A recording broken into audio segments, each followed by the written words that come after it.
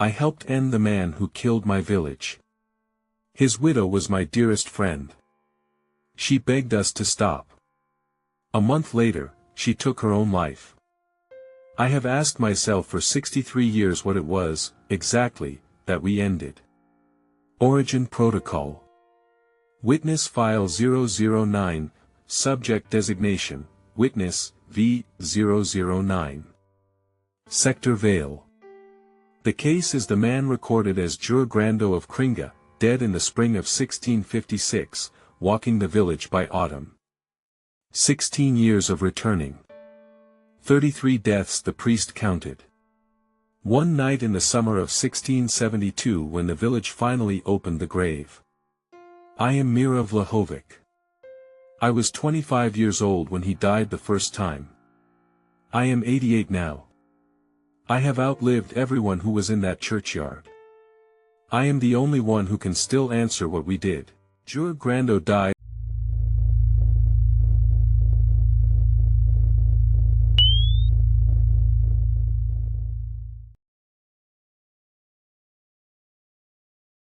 on a Tuesday in the spring of 1656. He was 77 years old. He had been a quiet farmer all his life. The county doctor wrote sudden death. The priest, Father Anton Michalik, said the funeral mass on the Thursday. I attended because I had attended his wife at 3 of her births.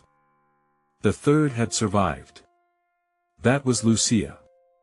Lucia was 42 when her husband died. She did not weep at the grave. She stood very straight in her black wool and watched the men lower the coffin. I thought she was holding herself together for the village. Later I would understand she was already holding something else. After the funeral I walked her home. She made me sit at her table. She poured wine for me from a clay jug. She said, "My husband does not feel gone."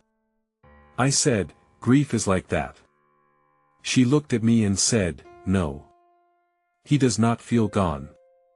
Those were her exact words. I remember because they were the only thing she said that afternoon.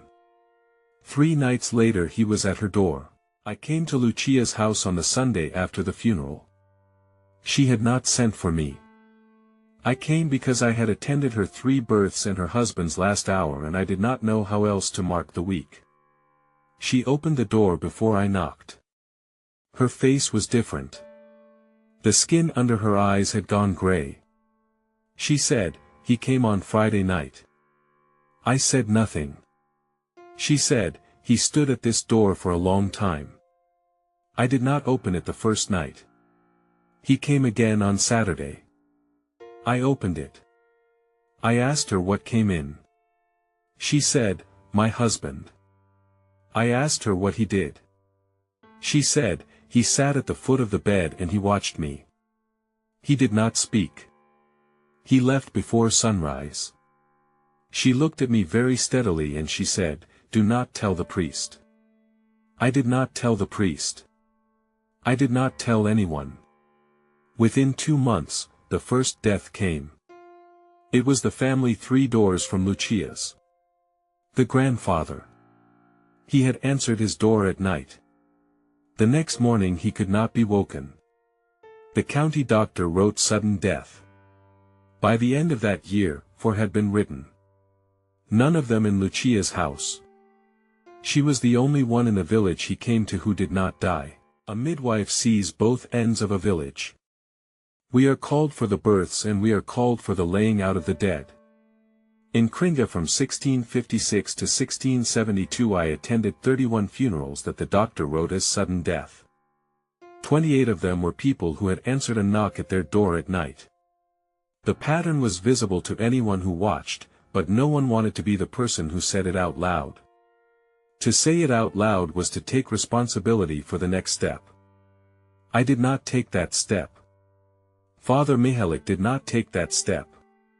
The headman, Mate Sajatovic, did not take that step. We attended each funeral. We did not attend each other's eyes. Lucia I visited every Sunday. For 16 years.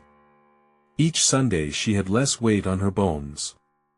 Each Sunday her wine was a little colder in the jug. By the 10th year she did not need to tell me what nights he had come. I could see it in the cup she handed me. She would say only, "He was here." I would say only, "I know." We did not say his name. To say his name was to admit what we both already knew. That she was being eaten one Sunday at a time. That I was watching it. That I was the only one who could have stopped it, and I did not. There is a question that Origin Protocol has asked me directly. They have asked it in the way I have asked it of myself for 63 years. The question is this. If we all knew, why did we wait 16 years? I have one answer and it is not a clean one. The answer is that the decision was not ours to make. The grave belonged to the church. The church answered to the rector at Pulla. The rector at Pulla answered to the higher authority of the Republic. The headman, Mate Sajatovic, took our request to Father Mihalich in the 2nd year. He took it again in the 4th. He took it again in the 7th. Each time the answer came back the same. The grave was not to be opened. We were never told the reason. We were told only that the decision had been made elsewhere and that to open the grave without permission was to act against a power we could not see. So we did not open the grave. We attended the funerals. We taught our children not to open their doors at night. We grew old in this knowledge.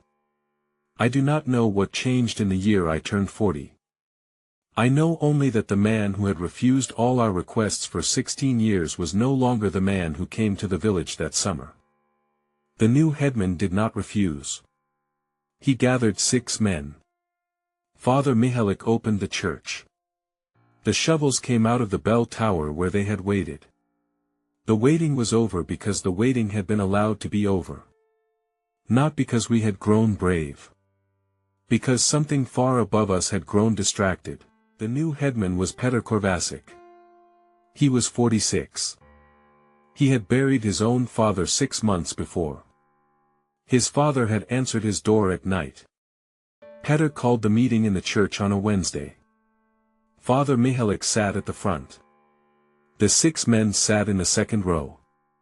The headman stood at the altar and said, "On Saturday at first light we will open the grave of Jure Grando."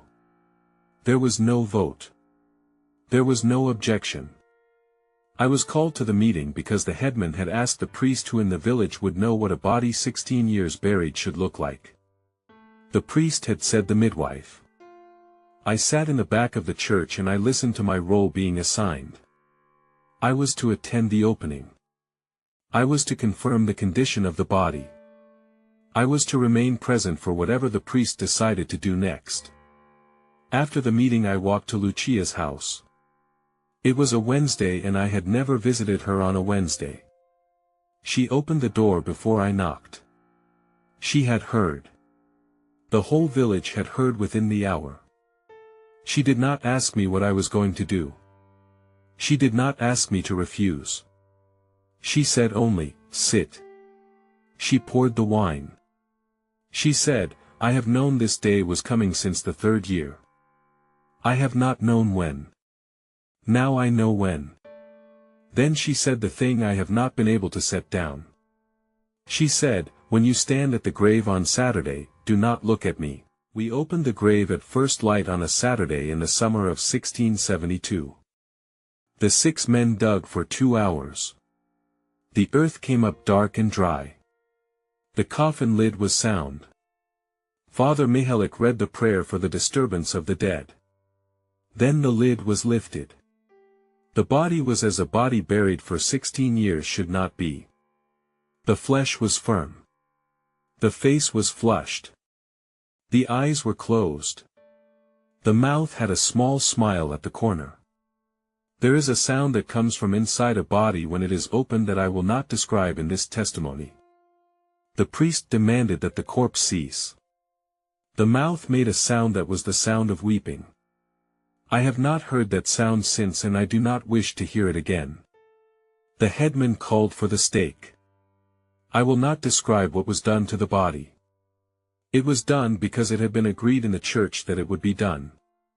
I did what the priest had asked of me. I confirmed the condition of the body before. I confirmed the condition of the body after. I did not look at the gate of the churchyard. The gate was where Lucia was standing. I had given her my word. She was screaming her husband's name. The men of the village were holding her back from the grave. They held her until it was finished. After it was finished she was walked home by two of the men. She did not speak again that day. The deaths in the village stopped that morning and they did not start again. I should have been able to call this an ending. I could not. Lucia Grando ended her own life 4 weeks after the exhumation. The county doctor wrote it as a fall from the loft of her house. The priest did not write it as the other thing. He buried her in the churchyard beside her husband's empty grave. I did not attend her funeral. I could not. Father Michalik came to my house that evening. He sat at my table. He drank the wine I poured. He said, "The deaths have stopped." I said, "I know." He said, "This was the right action." I said nothing. He said, "Was it not?" I said, "Father, ask me again in 50 years." He died 7 years later and I never gave him the answer. I have not been able to give it because I do not know it. For a long time I told myself that what we ended on that Saturday was the man who had killed 31 people. I told myself that the priest was correct and that Lucia's death was a grief that could not be helped. Then I grew old. I grew old enough to understand a thing that takes most of a life to understand. Lucia had not been mourning her husband for 16 years. She had been keeping him. The cold in her wine, the gray under her eyes, the weight she had lost, those were not the marks of a woman being eaten. Those were the marks of a woman who was giving. She had been the only one in the village who survived him because she had been the only one in the village who fed him. She had fed him because she had needed him to keep coming back. When we opened the grave we did not free her. We took the only thing she had that was still hers to give. Origin Protocol has asked me whether I would do it differently. I am 88 years old and I have been asking myself the same question. I have not answered it. I do not know if it can be answered. I know only this. We ended a man on that Saturday. I am no longer certain we ended a monster.